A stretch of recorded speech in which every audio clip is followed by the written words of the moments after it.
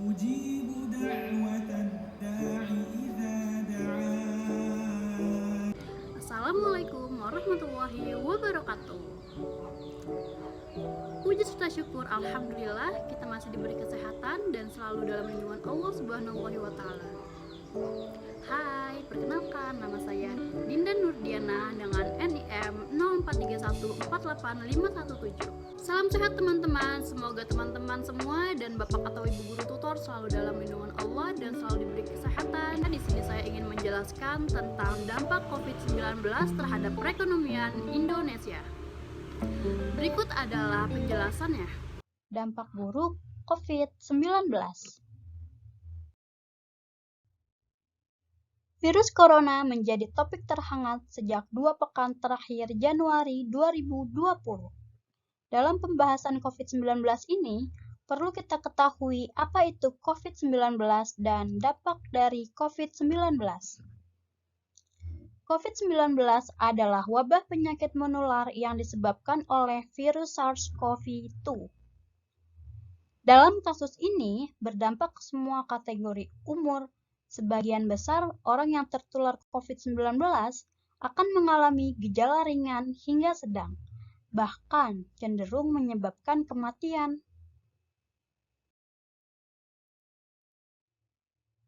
Ini ada dampak COVID-19, ada pemberhentian aktivitas masyarakat, lalu krisis ekonomi, dan pemecatan karyawan lalu untuk menghindari kerumunan.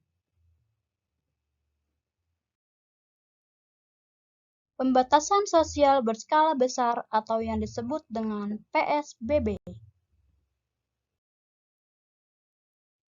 Sejak terjadinya COVID-19 yang semakin meningkat, pemerintah memutuskan pembatasan sosial berskala besar untuk pencegahan penyebaran COVID-19.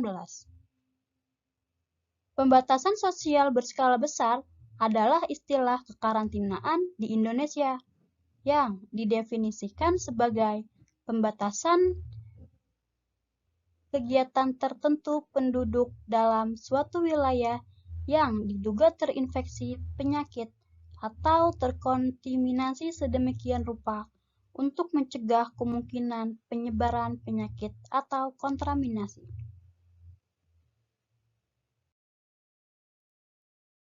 Di sini ada dampak COVID-19 terhadap perekonomian di Indonesia, salah satu contohnya dari PSBB, dan ini ada krisis ekonomi. Jadi warga Indonesia, masyarakat Indonesia ini krisis ekonominya menurun teman-teman. Dari yang jualan pinggir jalan jadi sepi dan pemecatan karyawan-karyawan.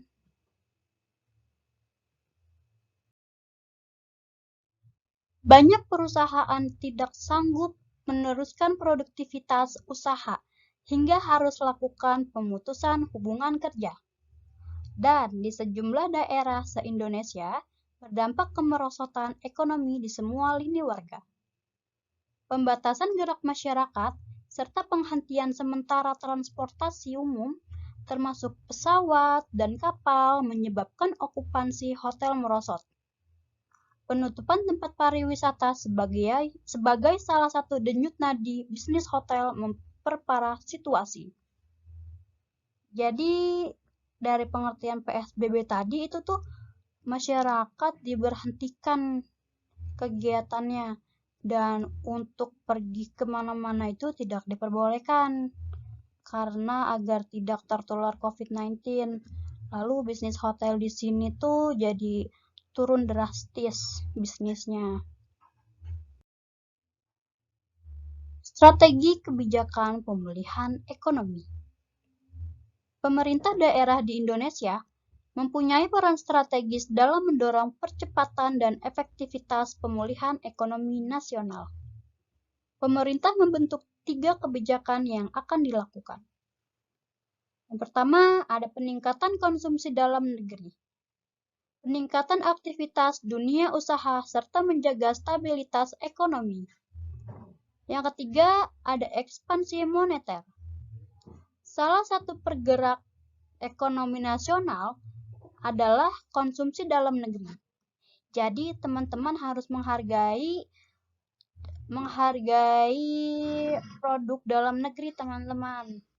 Untuk tidak membeli barang luar negeri terlebih dahulu, karena di sini kita harus membantu perekonomian masyarakat Indonesia. Semakin banyak konsumsi, maka ekonomi akan mengalami kenaikan. Konsumsi memiliki peran penting terkait dengan daya beli masyarakat. Pemerintah daerah berusaha menggerakkan dunia usaha melalui pemberian insentif atau stimulus kepada UMKM dan korporasi. Jadi contohnya, tukang bakso yang tadinya punya modal sendiri lalu diberi kemudahan oleh pemerintah yang dinamakan UMKM. Cara mengantisipasi penularan COVID-19.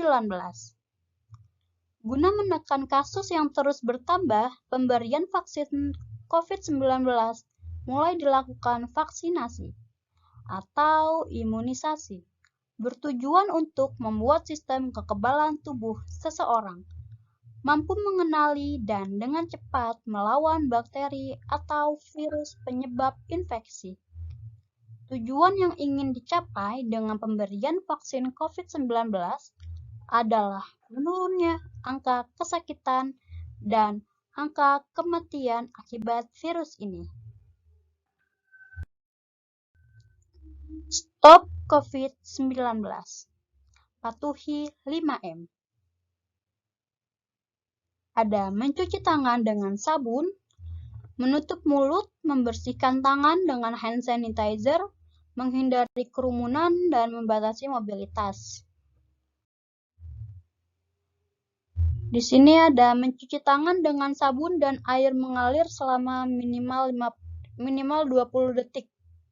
Biasanya ada di Indomaret atau di tempat-tempat makanan luar saja di sana menyediakan keran dan sabun untuk teman-teman cuci tangan terlebih dahulu sebelum memasuki toko-toko tersebut. Menutup mulut dan hidung dengan masker.